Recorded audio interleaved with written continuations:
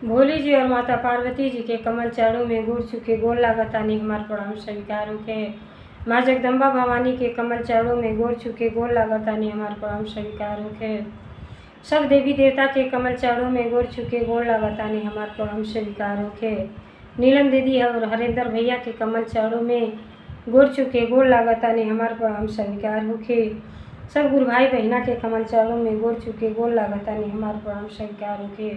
आशीर्वाद के चाहना बा तो देखी गुरु भाई बहना, हम आप लोगन के बहुत रोचक बहुत प्यारा भोले जी और माता पार्वती जी के चर्चा आप लोगन के बीच में लेके आए हैं कहानी के माध्यम से।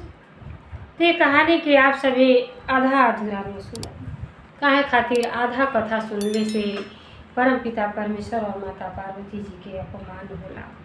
पूरा कथा सभी सुनब तो आप सभी के कथा के रहस्य के बारे में पता चली और आनंद भी आई। काहे खातिर देखी बहन, हर कथा के निचोड़ लास्ट में रहेला। आप शुरू में थोड़ा सा देख के हटा देनी तो कुछ लाभ नहीं आपके मिल पाएला, और लास्ट में भजन कीर्तन के साथ रहला कि कहानी से हमके का सीखे के मिलल। जब तक पूरा कथा ना सुनब तब तक कुछ समझ में ना आई। तो देखिए जौन है हमार कथा है कि सास बहू के कथा है। सास जौन है दू ठो बेटा रहे न गुरु बहिना के, भोले जी के भक्त रहेली, लेकिन भक्ति के साथ साथ अपने घर परिवार के कितना प्रेम पूर्वक से सेवा भाव करके बढ़न करेली। आस लगा कि हम उनके सपना रहेला कि हमार लड़का जौन है बढ़न होके अब जौन है देश के सेवा करें और सरकारी नौकरी पा जाइयों।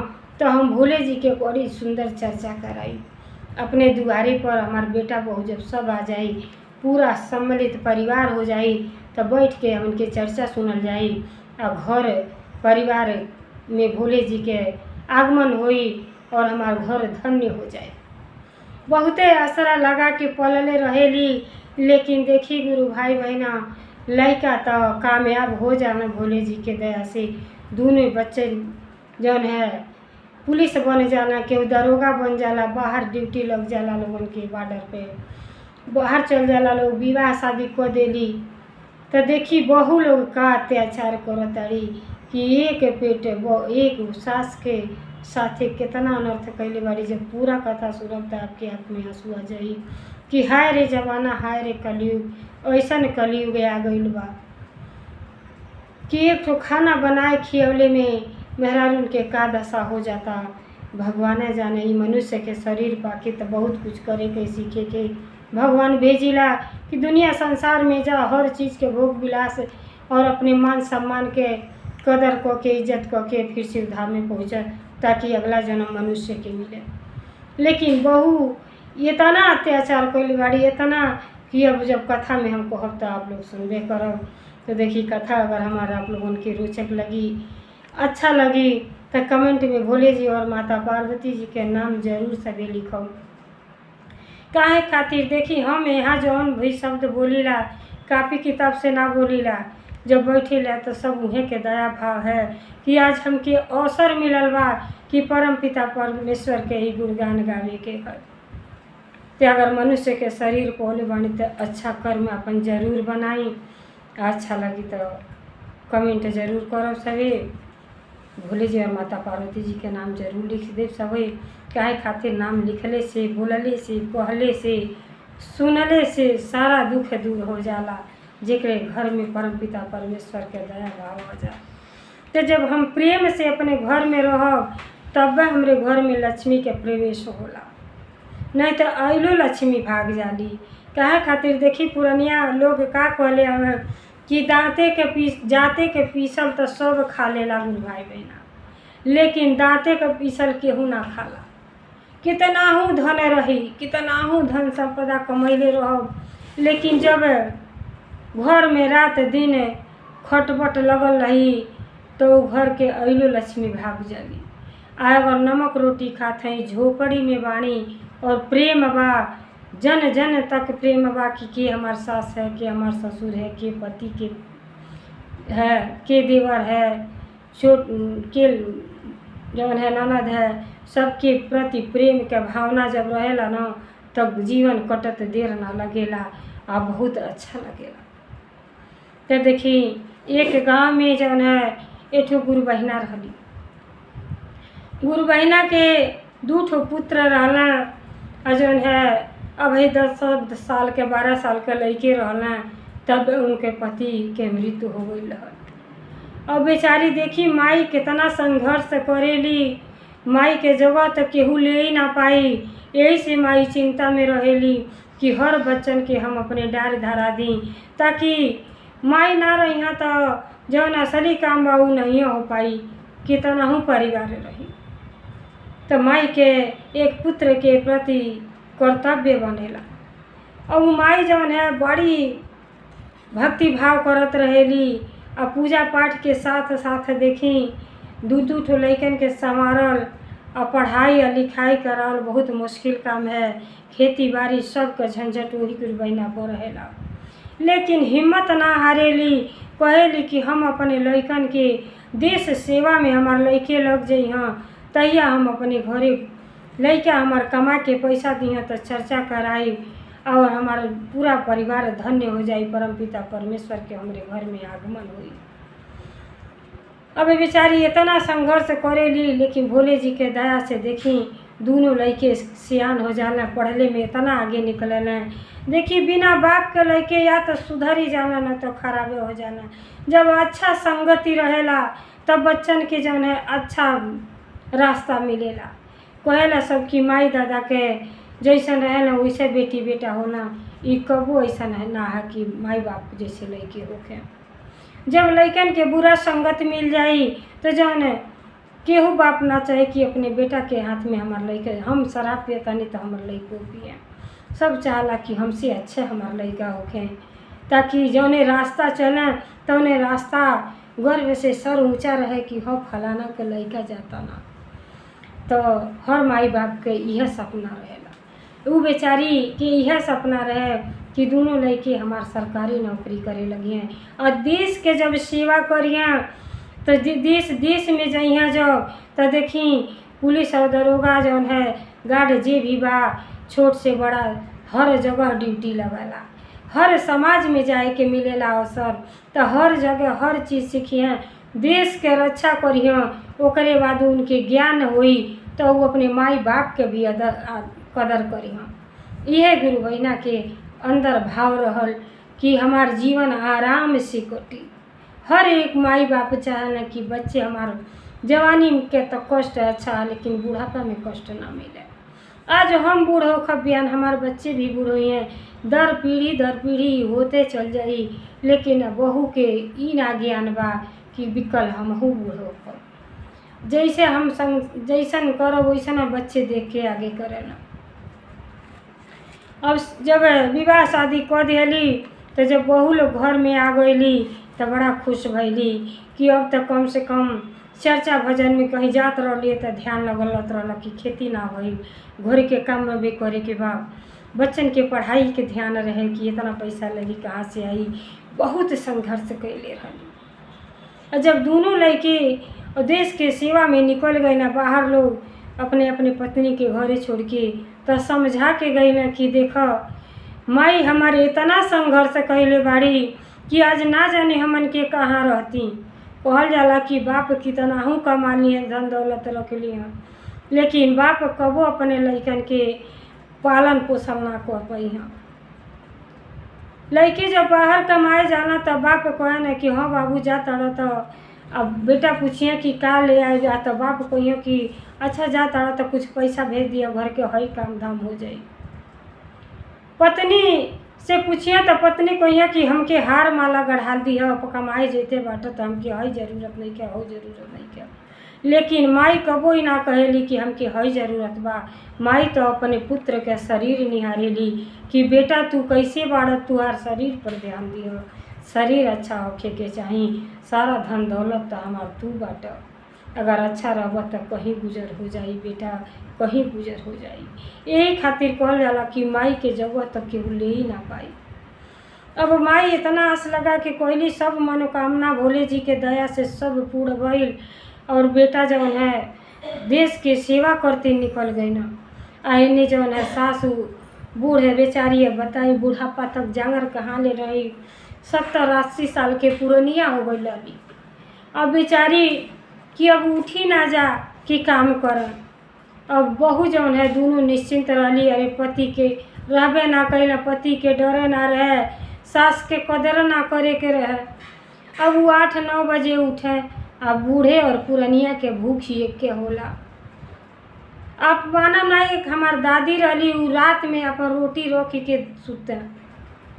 बूढ़े के ऐसे विशेषकर ध्यान सब देला कि बूढ़े और जो लड़की हमार दिन भर खा लें। तो माई बाप के सेवा वैसे करे के चाहिए जैसे माई बाप छोटे पर अपने बच्चन के सेवा कैले रहे ना, तो उतने प्यार दुलार बुढ़ापा में अपने माई बाप के साथ करे के चाहिए। तो माई बाप खुशी से इतना आशीर्वाद देला कि लइकन के कबो कौनो चीज़ के कमी ना रह जाला। तो यही खातिर सब अपन औलाद करतीन मरेला कि हमारे ख़ानदान में हमारा वारिस आ जाए तो हमार बुढ़ापा आराम से कट जाए। लेकिन वो बहू जौन है 8-9 बजे जब सूत के लोग उठें तो बेचारी खैले बिना, चाय नाश्ता बिना तड़फड़ा।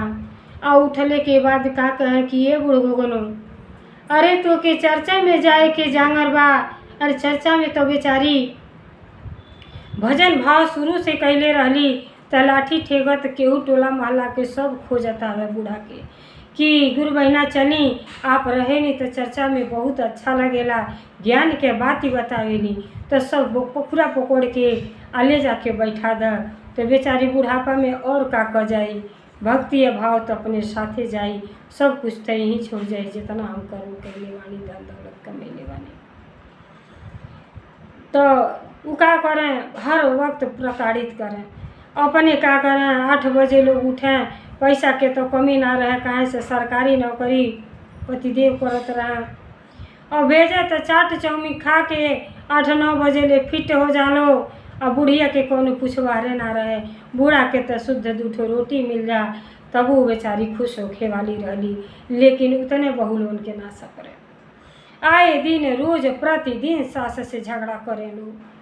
कहे ये बूढ़ो कोनो बैठल रहू, और जौन है हमारे मर्दे के कमाई आवत अटे, और बैठ के खाली खाए के बा, ई ना बाकी कुछ करी। अरे कुछ तो शर्म लिहाज रखे के चाहिए कि बुढ़ापा आ गई है सब करते, बिना कैले ही ना बच्चे इतना बड़ा सियान भइल बना। सियान कह के बेचारी विधवा स्त्री कैसे कैसे बच्चन के संवार के और काबिल बना देली। अब ऐसे अच्छा का चाहे तो हो उनकी कोई हर बहू के यह बात रहेला कि हमारे बूढ़ी बूढ़ा हमके पूछहू ना दिहला। अरे तोहके तो सबसे करोड़ों के संपत्ति के बेटा पैदा करके आ गुणकारी संस्कारी बना के 2 पैसा के जरिया बना के तोके दे देना, अब का तोहके चाहे। अब आए दिन झगड़ा करें, बेचारी के पेट ना भरे। कहें बताओ ना, तू हल 2 जनी बहू आयल बाटू, आ 2 जनी के रहते हुए हम झाड़ू मारी, हम पोछा करी, सब कैले बानी, लेकिन अब हमसे ना सपराता बहू, तू लोगन कई लिहल कर। कितना हूँ प्रेम से समझौले की कोशिश करें, लेकिन कंठ के नीचे ना जा।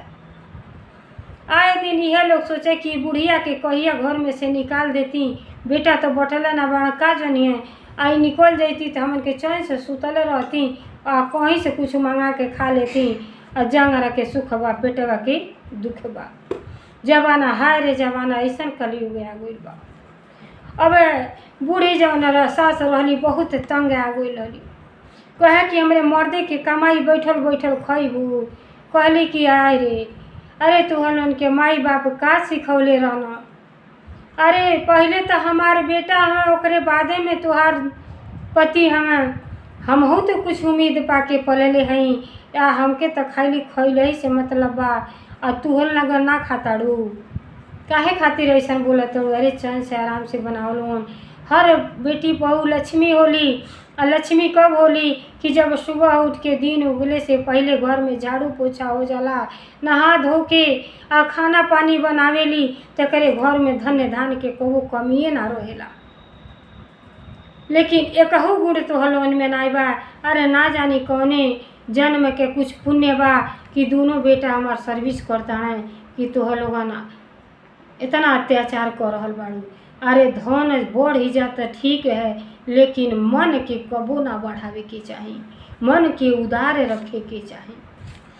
अबे बेचारी कितना जब समझौले के कोशिश करें तो दोनों ये सोचा कि इनके का करती कि जहर दे देती, बुढ़िया पुटुक जाती, इसे खेला ख़त्म हो जाए। रहे बास न बाजे बाँसुरी, आए दिन दोनों जनी परेशान करे, अब बेचारी के पेट ना भरे। तो देखी गुरु भाई बहना, कबो अपने सास ससुर माई बाप के कबो ऐसा केहू के खैले बिना ना मुआवे के चाहिए। अरे दूसरे के जब हम पेट भरीला तो हमार पेट भरे करती तो परम पिता परमेश्वर जी स्वयं तैयार रहेला। अब एक दिन तो हृदय पार को देली लोग, कहली कि कौन इनका बेटा बना कि इनके खोज के ले यहाँ।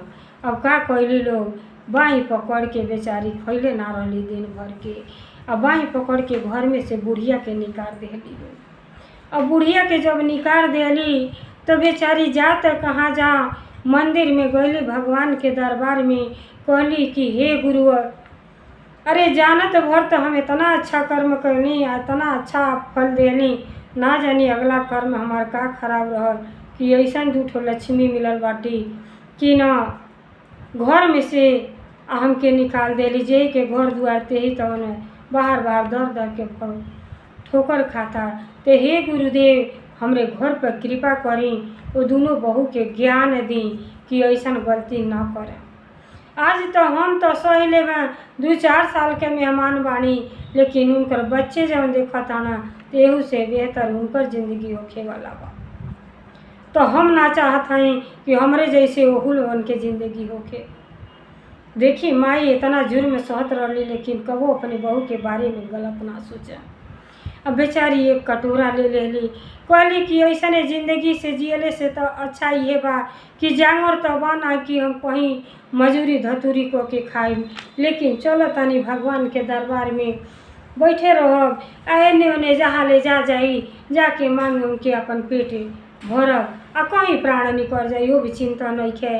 काहे करती कि हमार दोनों लाल दोनों अपन काम में व्यस्त वालो, आ चिंता तो बच्चन के रहेला।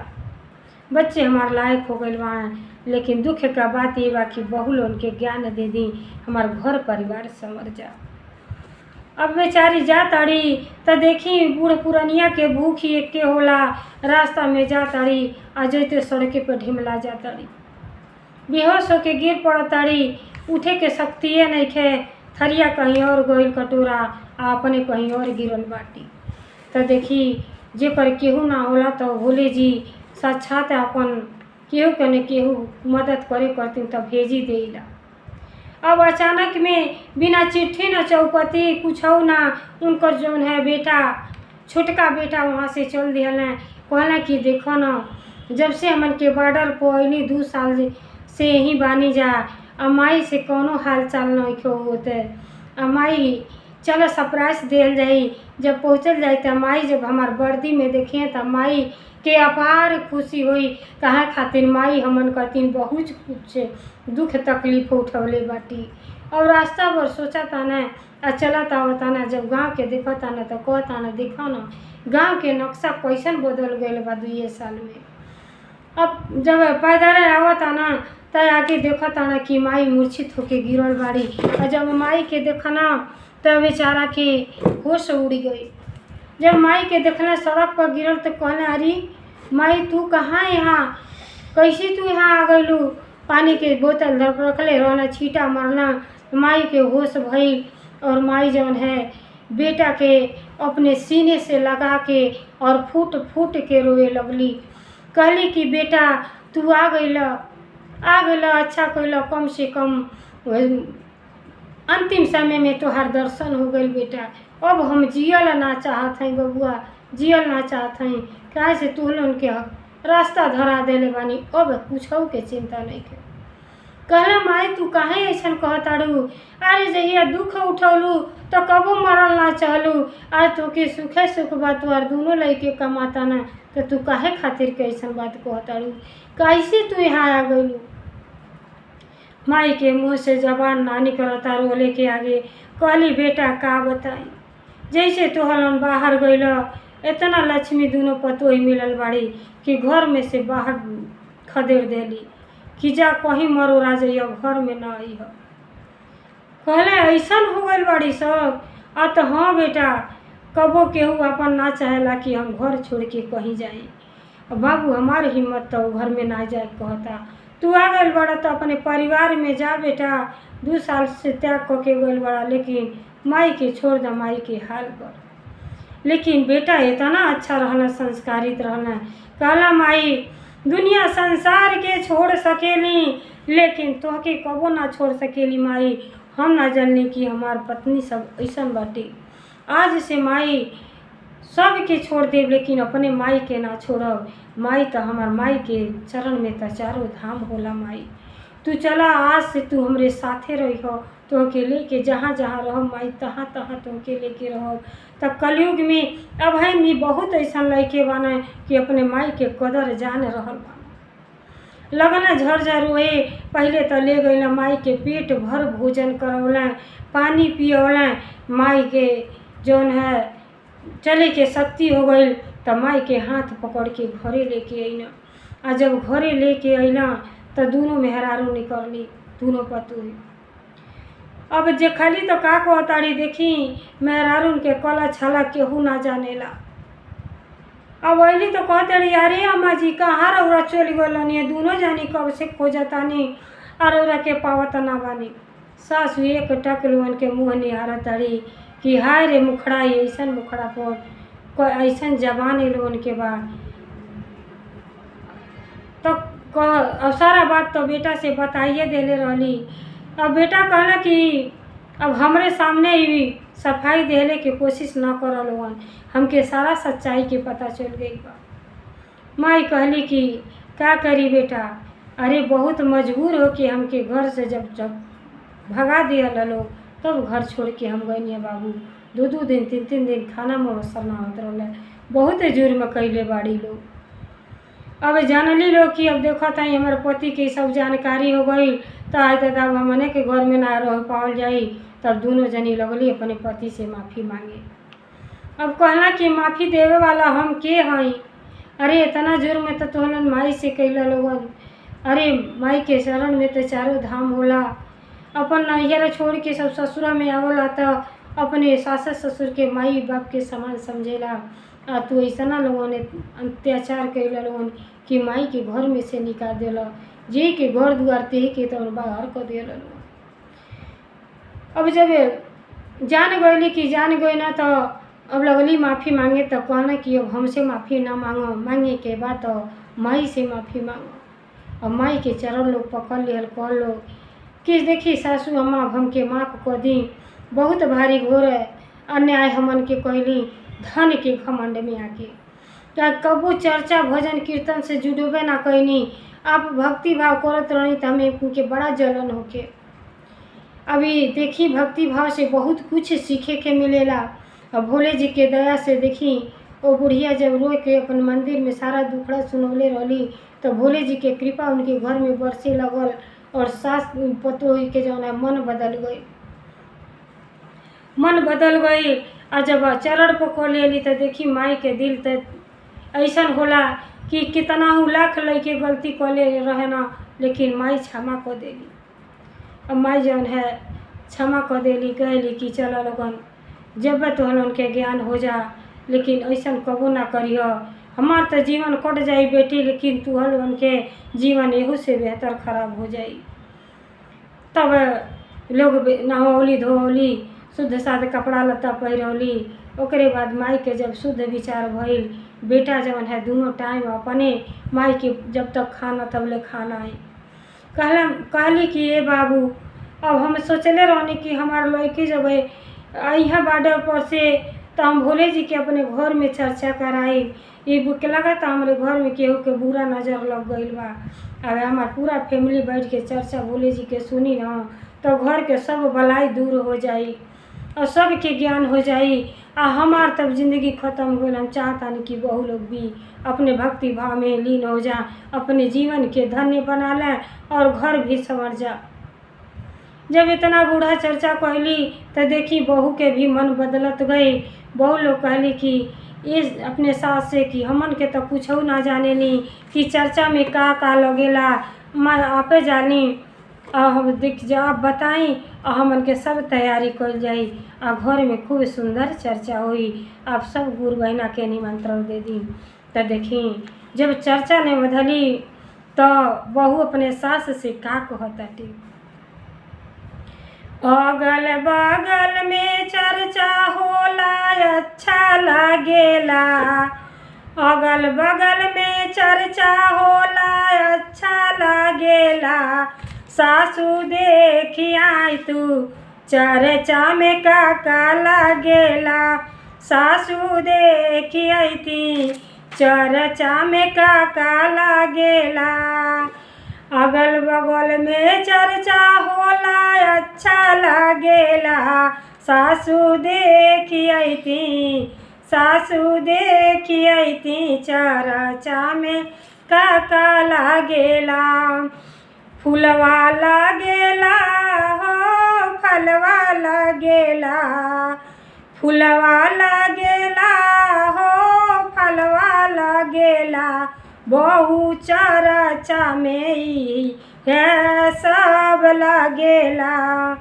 फूलवा लागेला ये जी फलवा लागेला, बहु देखी अइली चर्चा में कुछ न लागेला, बहु देखी अइली चर्चा में ही है लागेला, अगल बगल चर्चा होला अच्छा लागेला, अगल बगल चर्चा होला अच्छा लागेला, ननदा देखी आई थी, ननदा देखी आई थी चर्चा में का लागेला, दीदी देखी आई थी चर्चा में का लागेला, दीदी देखी आई थी चर्चा में का लागेला, भंगिया लागेला हो धतुरवा लागेला, भंगिया लागेला हो धतुरवा लागेला, हे जी चेकी अइली चर्चा में ही है लागेला, हे जी देखी अइली चर्चा में ही है लागेला, अगल बगल चर्चा होला अच्छा लागेला, अगल बगल चर्चा होला अच्छा लागेला, सासू देखी आई थी, सासू देखी आई थी चर्चा में का लागेला, मिश्री लागेला हो बादाम लागेला, मिश्री लागेला हो बादाम लागेला, ए जी देखी अइली चर्चा में इहे लागेला, ए जी देखी अइली चर्चा में इहे लागेला, अगल बगल चर्चा होला अच्छा लागेला, अगल बगल चर्चा होला अच्छा लागेला, सासू देखी आई थी चर्चा में का लागेला, सासू देखी आई थी चर्चा में का लागेला। तो देखिए गुरु भाई बहना, जब हम भजन कीर्तन से जुटे नी तो जब हम वहाँ जाए लगेली तो इतना आनंद आवेला कि घर के सुध भुला जाला। अब जब गुरु बहिना जब चर्चा अपने घर में करौली तो गुरु बहिना से बेसी तो खुशी बहू लोगन के रहल, सब चीज़ के तैयारी कैली सास से पूछ के। और जब प्रेम भाव से हम कोनो चीज़ भक्ति के लाइन के पूजा पाठ करीला तो घर में भोले जी के आगमन जरूर होला। देखिए जब हम मिश्री रखीला उमें परमपिता परमेश्वर के चिन्ह न कुछ बनेला, लेकिन जब हम प्रेम भाव से सच्चे दिल से भक्ति करीला तो देखिए दोनों बहू के इतना अत्याचार तो कैले रहली, लेकिन भोले जी के दया और कृपा से गुरु बहिना के भक्ति भाव के कृपा से घर में आनंद आ गई। जब दया मांगले के समय आई तो गुरु बहिना जब दया मांगली तो साक्षात भोले जी और माता पार्वती जी के दर्शन भइल। और जब दर्शन भइल, जब घर में देवी देवता के जब वास हो जाला तो घर अपने आप संवर जाला। तो सबके के प्रसाद ग्रहण करौली, घर में भोज करौली, अपने अगल बगल के सबके भोजन पानी करौली और आनंद पूर्वक से सास बहू रहे लगली। अब वही सास के इतना सेवा भाव करे लगली कि जौन है कहल जाला कि घर ही में मंदिर बनैबे, तीर्थ धाम ना कहीं जइबे। बेचारी अब बैठ के जब भी समय मिले सास से चर्चा सीखे लोग और कहें कि अम्मा अब बताएं कि कैसे कैसे का होला। अब हमन के हर सुख सोमवार के चर्चा कइल जाए घर में, कितना अच्छा लगता। तो देखिए मन के बदलत देरी ना लगला, जौने में हम मन के रमाइला वही में मन लागेला। जब हम भक्ति से मन के हटावे नहीं तो हम जब तनी सा हटाई तो भक्ति में पूरा मन हट जाई। काहे से कबो भोले जी ना चाहेनी कि केहू हमारे साथ हमार भक्त बने। कोरा में उठौले से पहले बार बार गिरावे नहीं, लेकिन जे सफल हो जाला वो भक्ति में सफल हो जाला। तो भक्ति भाव करी तो प्रेम से करी। तो देखिए जैसे गुरु बहिना के परिवार संवर गए और सास बहू के रिश्ता बेटी माई के हो गई, तो घर परिवार में जब माँ खुश रहेनी, केहू के सम्मान देनी तो हमके सम्मान तो मिल ही के है। तो जैसे उनके घर में भोले जी और माता पार्वती जी के दया कृपा भइल, वैसे जे भी हमारे वीडियो देखा था सब बेटी बहन दादी अम्मा सबके घर में भोले जी के दया कृपा होके सबके घर परिवार में खुशियाँ वापस लौटी आवे और आनंद पूर्वक जिंदगी जिए और भोले जी के अपन गुरु बनाई और आनंद उठाई। हर हर महादेव, घर घर महादेव। भोलेनाथ की जय, सच्चे दरबार की जय, 56 कोट देवता की जय। हर हर महादेव।